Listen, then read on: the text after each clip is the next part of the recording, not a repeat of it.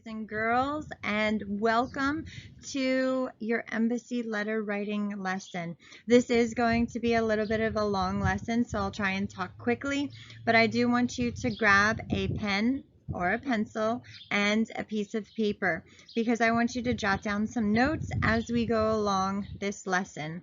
You are going to be learning how to write a formal letter. All right, let's get going. So, how to address a letter to an embassy member. So, I am going to read part of your slide to you. An embassy is an official office of one country's ambassador in another country. So what I want you to do is I want you to go directly to your computer. I want you to type in, say we're looking up Russia's embassy address. You're going to say, what is the address of Russia's embassy in DC? Okay, so there's going to be embassies in many different places, and we're going to be concentrating directly on the one in DC. And our main goal, boys and girls, is we are going to be telling them all about your International Day project. So I want you, if you wish to address the ambassador or another member of the embassy or the consulate staff, you must write a formal letter. And here is how you are going to do this. Your letter should include your personal, the personal details of your International Day project, not personal details of you, but of your International Day project. You have to put in there why you're writing to them. Why? It's because of your International Day project, boys and girls, of course. And of course, you need all of the formalities which we're here to talk about. So let's get moving. Formatting your letter. Your letter must be typed, okay? Handwriting your letter just makes it look sloppy, even though some of you have impeccable cursive and handwriting. You still need to have it typed because it's clearer that way and it's taken more seriously, okay, especially since you're writing to a member of the embassy. Now, I do want you to know that once you start typing up your letter, most of your computers are smart enough to pick up that you are writing a formal letter or a business letter, and they'll help you along, okay, especially with the template. I do want you to use 12-point font and New Times Roman. I don't want you to use any kind of crazy cursive types of writing or any other bold writing or big fonts or tiny itty bitty font where people can't read. Okay, moving on. Now, this right here is the beginning of your letter. Let's talk about this really quickly. As you can see, everything is in blocks, right? And it's all over to your left. And it's perfectly lined up. I want you to take note of that, okay? It starts off in the very top with your date. So start off with whatever date you start with your letter, okay?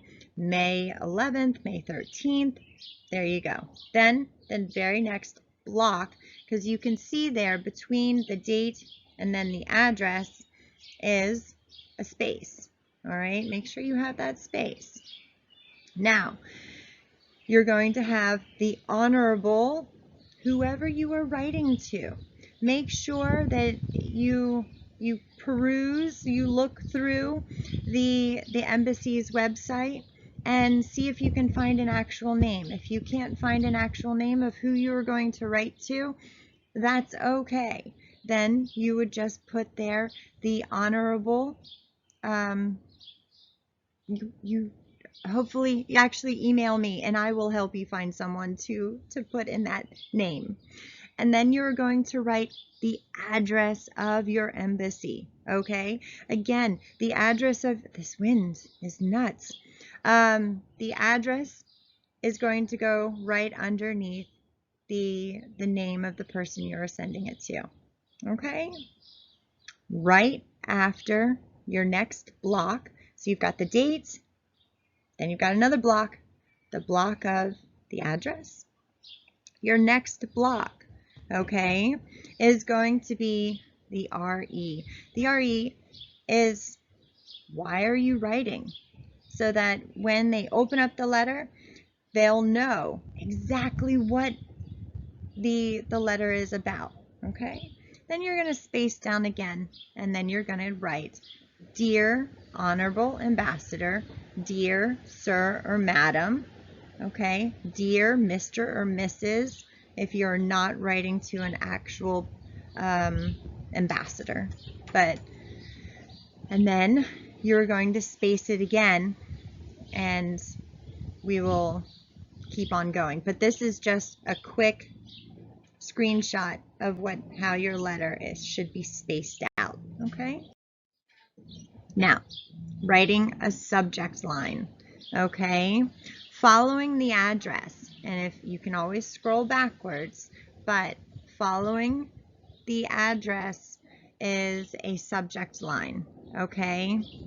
You do have the subject line includes the recipient of your letter, and I'm sorry, the subject line, it tells the recipient why exactly you are writing, okay? I had told you in this slide before, but I'm going to tell you again, but this is basically to let the person who is receiving the letter know instantly, why are you writing? What are they going to learn in this letter, okay? And should they continue on? Is this important now, or can they hold this off for later? Because remember, their time is very precious. Etiquette. Boys and girls, you know that this is a formal letter, and you know that you are writing to the embassy. And if you are writing to the ambassador, you want them to know that us as fifth graders, we know how to properly speak and use nice words, okay? And that we are polite, we are courteous, all right? We want to represent ourselves well. So another thing that I do want to hit upon is that keep in mind that different countries, that they do have different formalities, all right? And formalities, what I mean by that is that they address ambassadors differently, or different members of the embassy staff, okay? So how would you figure this out or find this out? You can also use Google search. Countries that have a monarchy, they recognize nobility. They may have nobles who serve as ambassadors, and they have positions. So what I need you to do, again, is research. And if you're coming to a spot where you're having some troubles, have your parent email me and I will help you. Or come in on Thursday meeting and say, oh, Miss Selby, I need your help. And that's what I'm here for, okay? But I do want you to pay close attention to when writing to an ambassador, specifically as the title may differ depending on whether you are a citizen of the country for which the individual is serving as the ambassador. Remember, we're not a part of the country. You may have reported on the country, but you're not a part of the country. Okay? All right. So, moving on. All right, boys and girls, I hope this comes out okay. But I did not want to skip over the greeting. The greeting is where in your letter you are saying dear. Sir or madam, you're saying dear honorable ambassador. Don't forget that comma, okay? And then also dear Mr. or Mrs. The other thing that you could put is also a colon right after ambassador or madam. And so be careful on how you address and who you are talking to. So make sure you know who your audience is. Okay. Introducing yourself. This one is very important. I do want to let you all know, please do not put in any personal information like your, so no too personal of information. I do want you to say that you are in 5th grade, okay, and that you were working on an International Day project, and this is your country, and you chose it. Why? All right, I don't think that that's too personal of information, but remember, boys and girls, I don't, unless your parents gave you permission, there's no reason for you to get too personal with the embassy. All right, so I gave you examples, and please follow them just for your own safety and protection. Following the first sentence, it's a brief description of the reason why you're writing.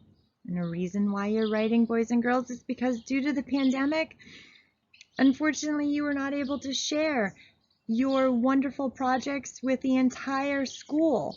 So you are writing to your embassy to share your projects with them. Okay? Now, explain your reasons for writing. In your other paragraph, remember your paragraphs aren't going to be big. They can be.